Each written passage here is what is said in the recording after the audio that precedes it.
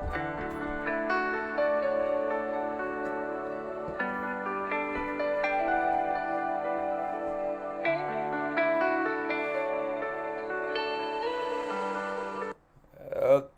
Assalamualaikum warahmatullahi wabarakatuh dan salam sejahtera.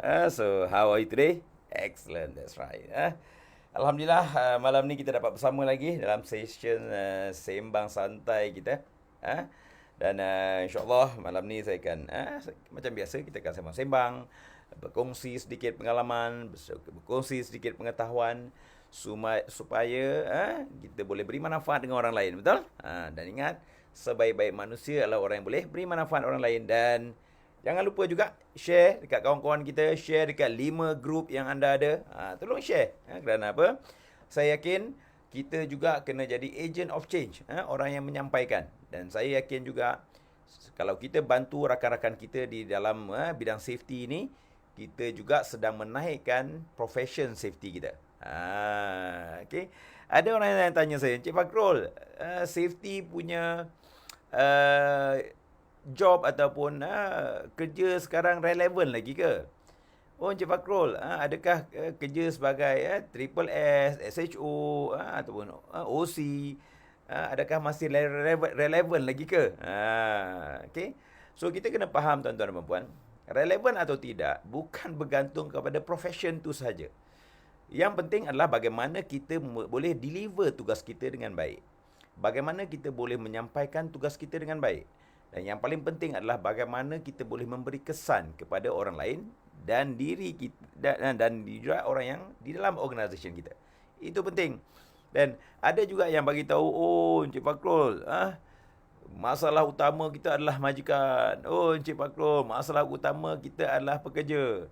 Oh Encik Fakrul, masalah utama kita adalah dengan orang kata kita punya klien. Tuan-tuan dan puan, tugas apa yang tak ada cabaran? Tugas apa yang tidak ada dugaan? Macam mana saya selalu bagi tahu, dugaan untuk jadikan lead kita lebih kuat, dan juga apa dah?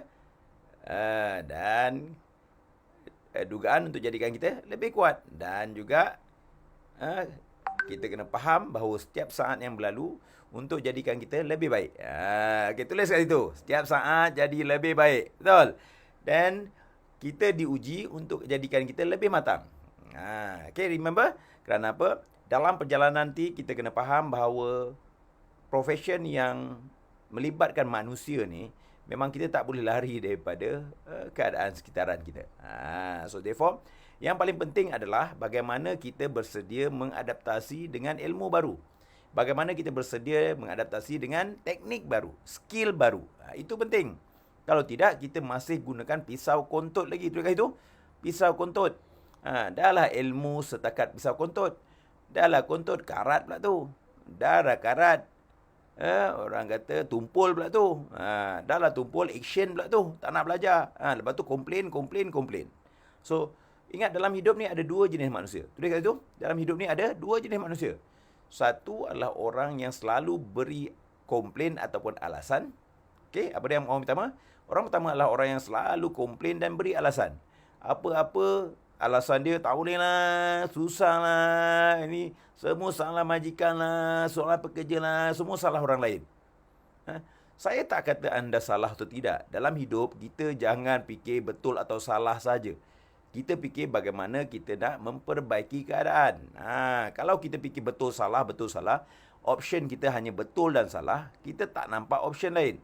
So that's why, orang yang pertama adalah orang yang sentiasa fikir masalah, orang yang fikir semua benda yang negatif, always nak menyalahkan orang lain.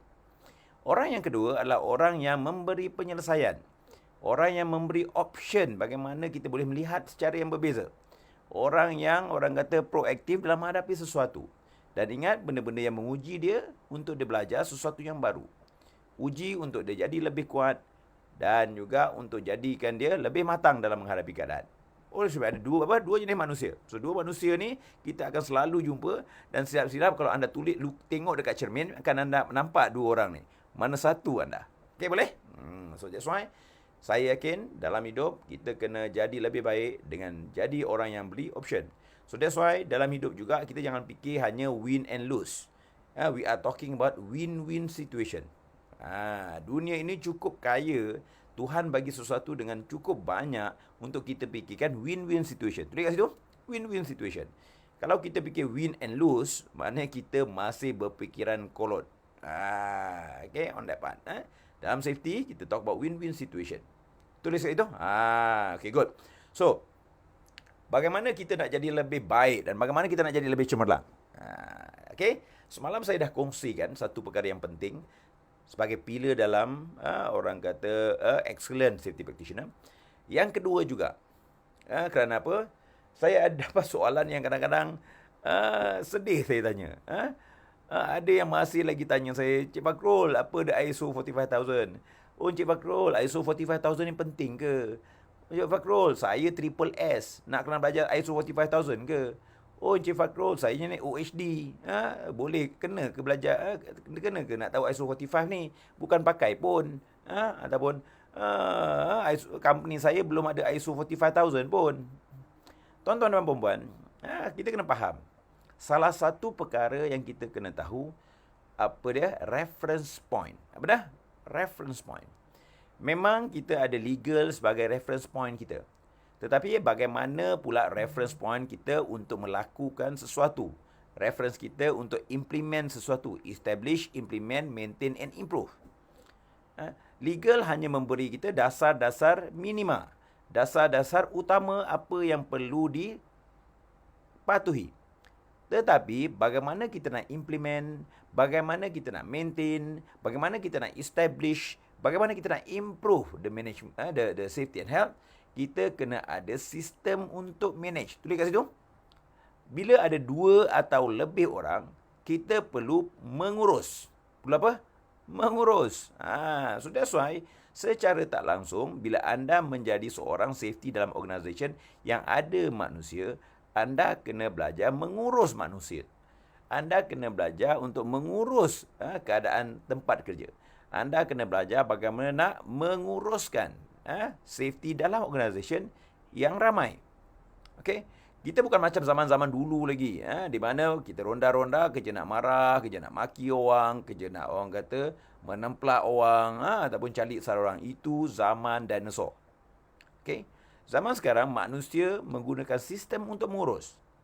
Manusia menggunakan sistem untuk memastikan manusia dalam susunan yang betul. So, we have to understand that concept. So, that's why saya selalu beritahu, pilar yang kedua yang amat penting dan semua SHO, Triple S, OYK, Safety Coordinator, OHD, betul, siapa-siapa yang dalam safety kena tahu adalah tentang kewujudan dan requirement of ISO 45001. Tulis kat situ, ISO 45000 adalah Vehicle for Safety Improvement. Apa dah? Vehicle for Safety Improvement. Kalau kita pun pergi pasar pun nak naik kenderaan, kita pergi kerja pun nak naik kenderaan, kita nak pergi kedai pun nak naik kenderaan, ke satu-satu tempat pun kita nak kenderaan. So, apa kenderaan kita dalam safety? Apa vehicle kita untuk bawa safety kepada level yang berbeza? Tulis kat itu, ISO 45000 adalah vehicle dia. So, therefore, kalau kata benda lain kita perlu vehicle, kejaya kita pun kita kena faham apa vehicle dia. Kenapa benda tu penting? Kerana ia akan membawa organisation kita, membawa diri kita, membawa rakan-rakan kita kepada level yang berbeza. Dan orang kadang beritahu saja, oh Encik Fakrul, kenapa majikan ataupun pekerja tak ikut cakap saya? Kenapa majikan atau pekerja kadang-kadang go against kita? Okay, tulis kat itu. Kenapa agak-agak? Kenapa majikan go against kita ataupun majikan kurang support? Ataupun tulis juga kenapa agak-agak pekerja tak support safety. Okay.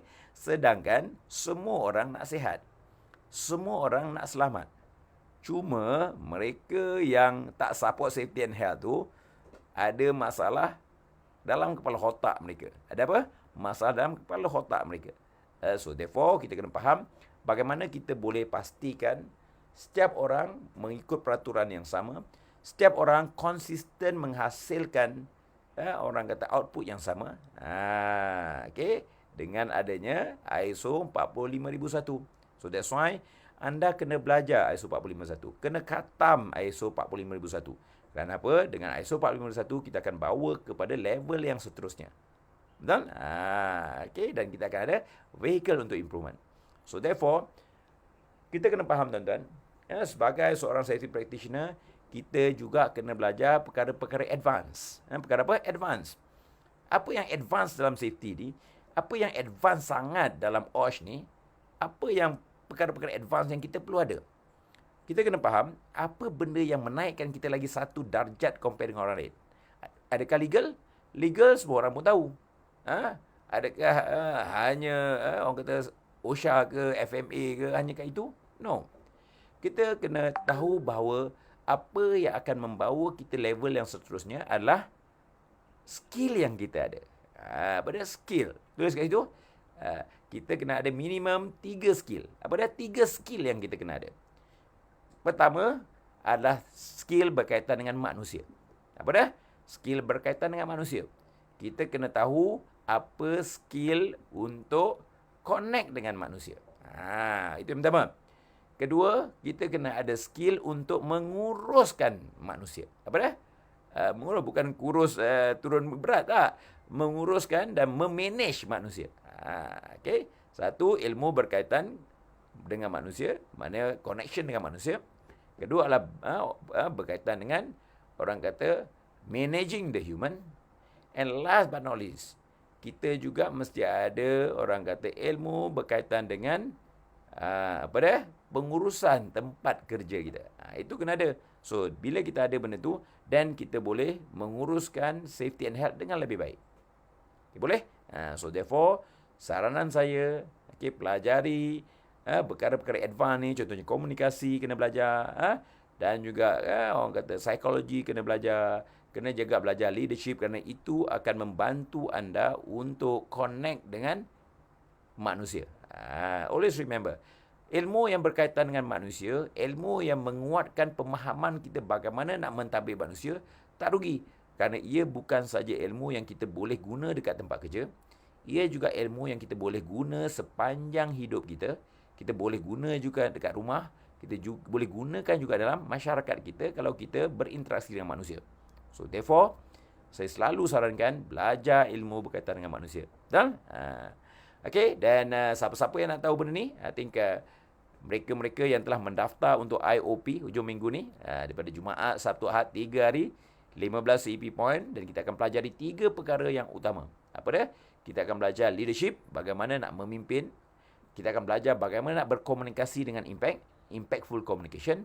Dan kita akan belajar juga bagaimana menggunakan psikologi sebagai senjata dalam mengawal manusia. That's why always remember, kita belajar ilmu baru, kita belajar teknik baru, kita belajar skill baru untuk menaikkan nilai diri kita dan menaikkan nilai kerjaya kita. Okay? Dia nampak ni, saya nampak ni masih lagi pakai baju biasa lagi ni. Baru balik daripada KL ni. Okay? So therefore, terus juga berjuang untuk safety ni. Okay, dan siapa yang ada malam ni, hi, say hello. Okay, siapa yang ada, okay. So kita ada siapa? Syurashan, apa khabar Jan? Sihat? Brian, apa khabar Brian? Iskandar, alhamdulillah. Jacqueline, apa khabar Jacqueline? Azhar, apa khabar Cik Azhar, kita sihat? Okay, so kita ada siapa? Syarul, apa khabar Syarul? Sihat Rol? Okay, good. Vini, apa khabar Vini? Sihat? Alhamdulillah. Okay, so kita ada Rashwan, Okay, Zurashan ingat pisau kontut.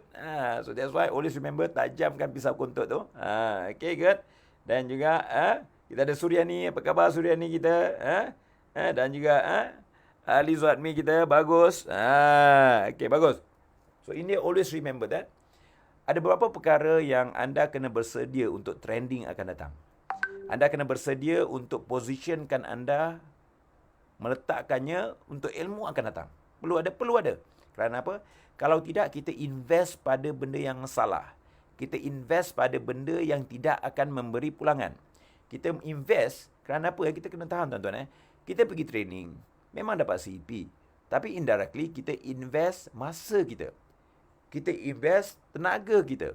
Kita invest kita punya emosi. Kita invest masa depan kita. So that's why, kalau kita nak invest sesuatu, why not kita invest kepada sesuatu yang memberi makna dan nilai pada masa akan datang. Betul? On that part. So therefore, ia akan memberi makna kita pada perjalanan kita yang seterusnya. Always remember that. Invest on your time which the thing have impact on the future. The past is already history. The now is already a present. Already a past. Faham tak? Okay. So now, bila saya kata now, dah jadi past dah. Yesterday, history already. But that's why we have to plan for the future. So, study apa ilmu-ilmu yang trending akan datang. Kalau kita belajar benda tu, kita lebih bersedia. Okay, boleh? Okay, good. So, kita jumpa lagi malam esok. Besok kita akan share lagi best. Stay safe, stay healthy, stay excellent. Okay? Okay, bye.